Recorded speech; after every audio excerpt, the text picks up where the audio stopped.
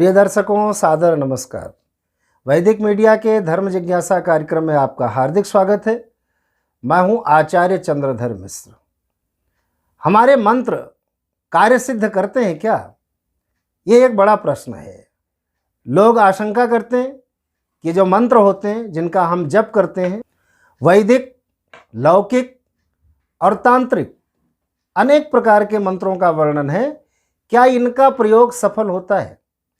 तो ये निश्चित सत्य है कि मंत्रों के माध्यम से आप कार्य सिद्धि कर सकते हैं, मंत्र काम करते हैं। तो पहले हम ये जानते हैं कि मंत्र किसे बोलते हैं। बड़ा स्पष्ट कहा गया है कि मननात् त्रायते इति मंत्रः। जिसके मनन करने से, बार बार रिपीट करने से हमारी रक्षा होती हो, हम उसे मंत्र कहते हैं। दूसरा अर्थ और भी है, मनम त्रायते इति मंत्रः। जिसका बार बार उच्चारण करने से, जप करने से मन की रक्षा होती हो, क्योंकि हमारा मन बंधन और मोक्ष का कारण है। बड़ा स्पष्ट कहा गया है कि मन एव मनुष्याणाम कारणम बंध मोक्षयोः। मन की गति नकारात्मक हो गई तो निश्चित ही नाना प्रकार के बंधन उत्पन्न हो जाते हैं। वही मन अगर सकारात्मक हो जाए, शिव संकल्प वाला हो जाए, तो हम बंधनों से मुक्त हो जाते हैं, भय मुक्त हो जाते हैं। तो मंत्र उसे कहते हैं जिसके मनन करने से हमारा मन सुव्यवस्थित रहे।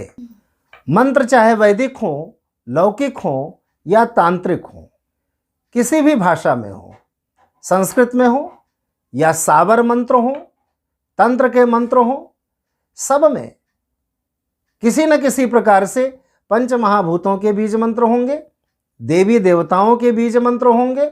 उनका कुछ अर्थ भी होगा और किसी में अर्थ नहीं भी होगा, लेकिन एक ध्वनि तरंग सब में होगी।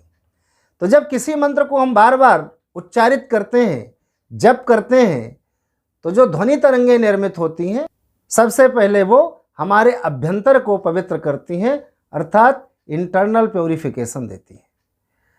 मंत्र की शक्ति, मंत्र की ध्वनि तरंगें हमारे अंतःकरण को पवित्र करती हैं, चित्त को निर्मल करती हैं, मन को शांत करती हैं, स्थिर करती हैं और हृदय में प्रसन्नता की प्राप्ति होती है। हम प्रकृति के साथ जुड़ते हैं। जितने देवी देवता महापुरुष जिनकी हम उपासना करते हैं, जप तप करते हैं जिनका, उन सब ने आकाश और पृथ्वी के मध्य का जो भाग है, जो स्पेस है, इसी में उन्होंने जन्म लिया, अवतार लिया। जो किया, करा और कहा, वो सब इसी के अंदर संरक्षित है।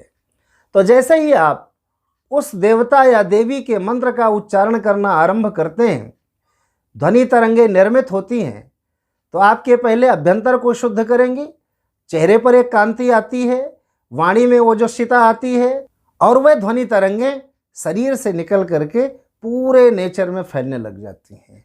और जहाँ जहाँ उस देवी देवता के तत्व होते हैं, उनसे वो ध्वनि तरंगे टकराकर प्रतिध्वनित होकर के, अर्थात रिफ्लेक्ट होकर के पुनः साधक के अंदर समाहित हो जाती हैं वे तरंगे, और उस देवी देवता के तत्व को वो ज़्यादा से ज़्यादा आत्मसात करता है, धीरे धीरे तद्रूप होने लग जाता है।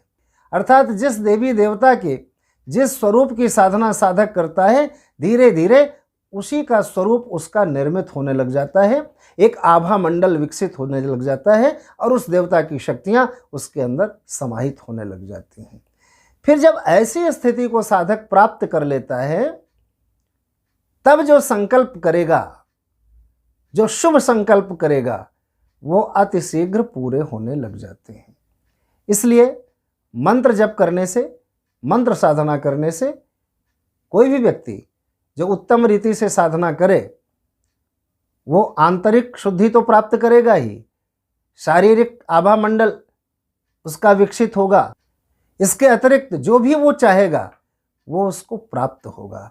दैहिक, दैविक, भौतिक तीनों ताप नष्ट हो जाएंगे। मन, वाणी, कर्म सब व्यवस्थित हो जाएगा और ऐसा साधक उत्तम गति को प्राप्त करेगा। अब मंत्र किस प्रकार किया जाए? मंत्र जपने की 3 रीति है, वाचिक, उपांशु और मानसिक। वाचिक का अर्थ है बोल करके मंत्र जप किया जाए, जो समूह में कई बार लोग मंत्र बोल करके पाठ करते हैं, जप करते हैं। उपांशु का अर्थ है कि मंत्र जप करते समय जीभ चले, मुंह भी खुले, लेकिन ध्वनि इतनी ना निकले कि पास में बैठा हुआ व्यक्ति सुन सके। ये उपांशु जप है। और मानसिक जप अत्यंत श्रेष्ठ जो है, उस देवी देवता के बारे में चिंतन करते हुए, ध्यान करते हुए जिह्वा भी ना हिले और मंत्र चलता रहे, ऐसा अभ्यास जिसका हो जाए तो वो अत्यंत श्रेष्ठ है। तो ये 3 प्रकार के जप कहे गए हैं। धीरे धीरे अभ्यास करते करते इस स्थिति को साधक प्राप्त कर लेता है।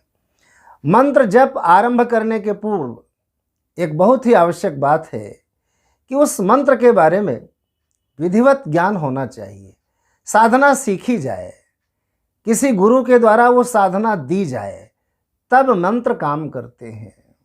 अन्यथा किसी पुस्तक में पढ़ करके, ऐसे ही सुन करके किसी देवी देवता के मंत्र की साधना करना कई बार घातक भी हो जाया करता है।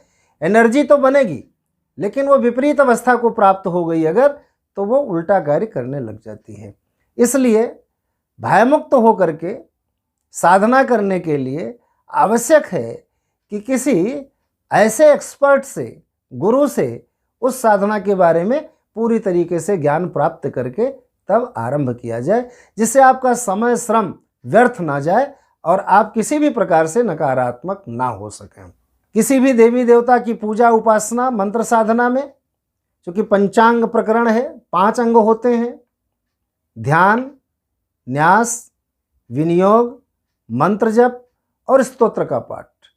इन 5 चीज़ों को विधिवत सीख करके फिर साधना आरंभ करनी चाहिए, तो निश्चित ही मंत्र साधना का पूर्ण लाभ साधक प्राप्त कर सकता है। आप किसी भी प्रकार मंत्र साधना से संबंधित कोई जानकारी चाहते हो, मार्गदर्शन चाहते हो, तो नीचे दिए गए व्हाट्सएप नंबर पर आप मुझे मैसेज कीजिए। साधना से संबंधित दिशा निर्देश आप मुझसे प्राप्त कर सकेंगे। वैदिक मीडिया को सब्सक्राइब, लाइक और शेयर अवश्य करें। बहुत बहुत धन्यवाद। नमस्कार।